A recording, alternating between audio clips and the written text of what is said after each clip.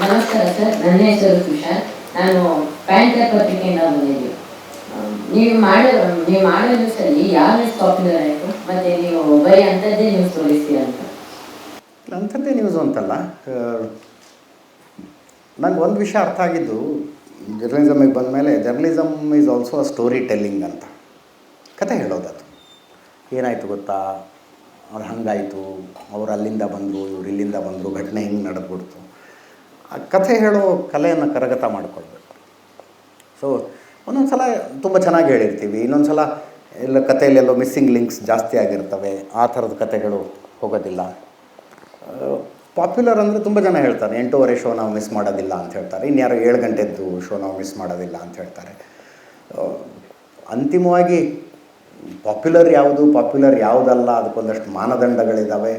ಅದರ ಬಗ್ಗೆ ನಾನು ಜಾಸ್ತಿ ತಲೆ ಕೆಡಿಸ್ಕೊಂಡಿಲ್ಲ. ನನಗೆ ಆ ಶೋ ಮುಗಿಸಿ ನಾನು ಮೈಕ್ ಬಿಚ್ಚಿಡುವಾಗ ನಾನು ಇವತ್ತು ತುಂಬ ಚೆನ್ನಾಗಿ ಪರ್ಫಾರ್ಮ್ ಮಾಡಿದೆ ಅಂತ ನನಗನ್ಸಿದ್ರೆ ಸಾಕು ಅಂತ.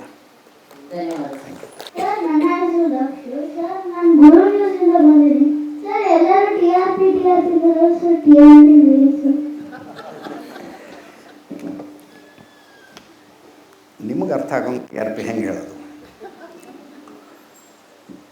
ನೀವು ಎಕ್ಸಾಮ್ ಬರೀತೀರಲ್ಲ, ನಿಮಗೆ ಮಾರ್ಕ್ಸ್ ಸಿಗುತ್ತಲ್ಲ, ಹಂಗೆ ನಮಗೆ ಮಾರ್ಕ್ಸ್ ಇದ್ದಂಗೆ ಅದು.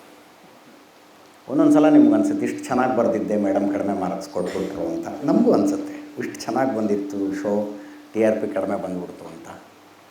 ನಿಮಗೂ ಫೇವ್ರೇಟ್ ಸಬ್ಜೆಕ್ಟು ಅಂತ ಒಂದಷ್ಟು ಇರ್ತವೆ. ಯಾವುದೋ ಒಂದು ಪೇಪರಿಗೆ ಚೆನ್ನಾಗಿ ಮಾರ್ಕ್ಸ್ ಬರುತ್ತೆ, ಇನ್ನೊಂದು ಪೇಪರಿಗೆ ಕಡಿಮೆ ಮಾರ್ಕ್ಸ್ ಬರುತ್ತೆ. ಹಂಗೆ ನಮಗೂ ಕೂಡ ಯಾವುದೋ ಸ್ಲಾಟಲ್ಲಿ ಚೆನ್ನಾಗಿ TRP ಬರುತ್ತೆ, ಇನ್ಯಾವುದೋ ಸ್ಲಾಟಲ್ಲಿ ಕಡಿಮೆ TRP ಬರುತ್ತೆ.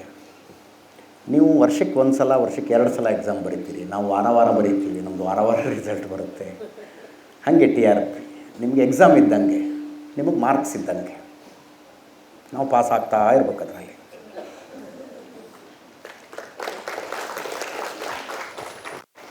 ನಮಸ್ಕಾರ ಸರ್, ನನ್ನ ಹೆಸರು ಆದಿತ್ಯ ಅಂತ. ನಾನು VB ಚಾನಲಿಂದ ಬಂದಿದ್ದೀನಿ.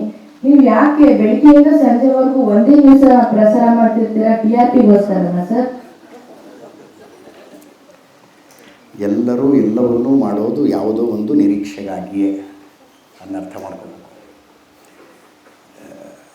ನಾನು ಅವಾಗ ಹೇಳ್ತಿರ್ತೀನಿ, ಸನ್ಯಾಸಿಗೂ ಕೂಡ ಮೋಕ್ಷದ ಆಸೆ ಇರುತ್ತೆ ಅಂತ. ಆ ಆಸೆನೂ ಇಲ್ಲದೇ ಇದ್ದರೆ ಮನ್ಯಾಗ ಸನ್ಯಾಸಿ ಆಗ್ತಾನೆ. ಹಾಗೆ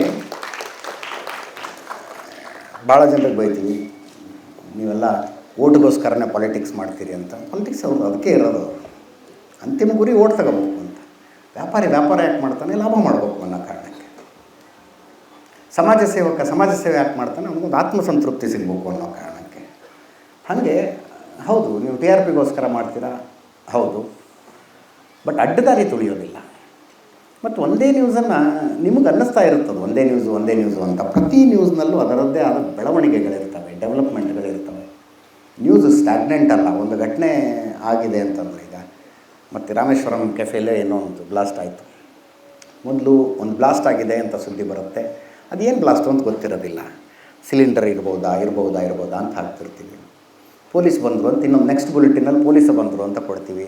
ಅದಾದಮೇಲೆ ಡಾಗ್ ಸ್ಕ್ವಾಡ್ ಬಂತು, ಬಾಂಬ್ ಸ್ಕ್ವಾಡ್ ಬಂತು ಅಂತ ಕೊಡ್ತೀವಿ. ಆಮೇಲೆ NIA ಟೀಮ್ ಬರುತ್ತೆ. NIA ಟೀಮ್ ಬಂದಾಗ ನಮಗೆ ಕನ್ಫರ್ಮ್ ಆಗುತ್ತೆ ಇದು ಬಾಂಬ್ ಬ್ಲಾಸ್ಟು ಅಂತ. ನಿಮಗೇನು ಅನ್ನಿಸ್ತಿರುತ್ತೆ, ಬರೀ ರಾಮೇಶ್ವರಂ ಬ್ಲಾಸ್ಟೇ ತೋರಿಸ್ತಿರ್ತಾರೆ ಅಂತ.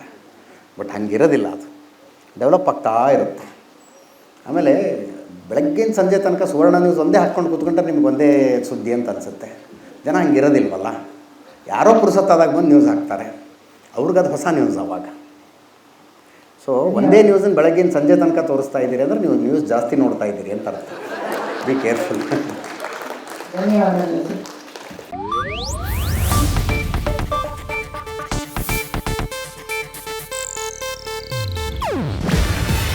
ಇದು ಏಷ್ಯಾನೆಟ್ ನ್ಯೂಸ್ ನೆಟ್ವರ್ಕ್ ಪ್ರಸ್ತುತಿ.